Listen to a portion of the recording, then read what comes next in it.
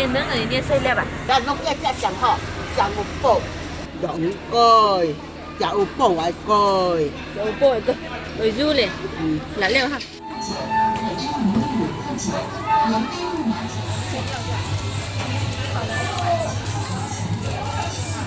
你可以吃吗？这个，哇，好大包。就这个。里面都是糖。是糖吗？对。软糖。是糖。哇，这么多水泡。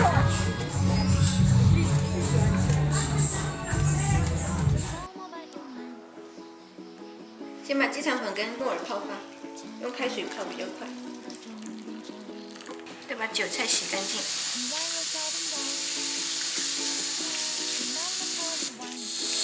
豆腐也洗一下。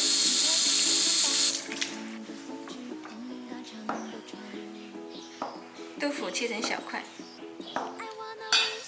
切好放碗里备用。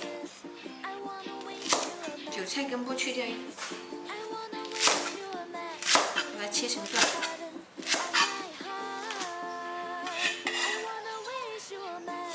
再切一点配料，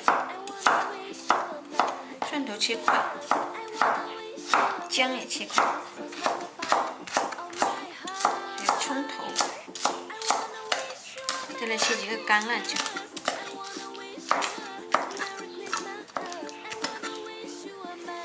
鸡肠粉跟木耳都泡好了，来把鸡肠粉的水倒掉，木耳也好了，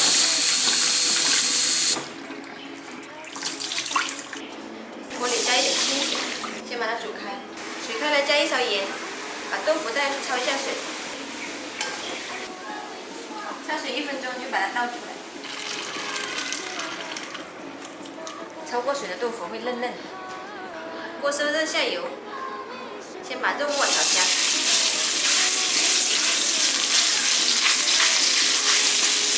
肉末炒香后，来下配料。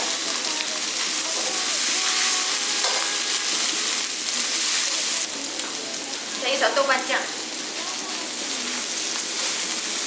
来加入一点点料酒。少许的生抽，1勺蚝油，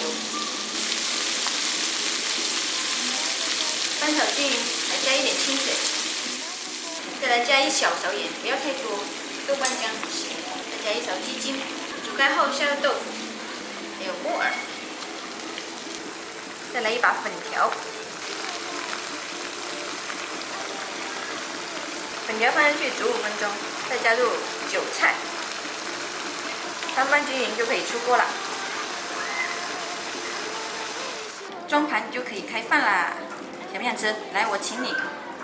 豆腐粉条就做好了，鲜香美味，简单的一锅，汤汁都不剩。你们想吃吗？想吃记得关注我哦。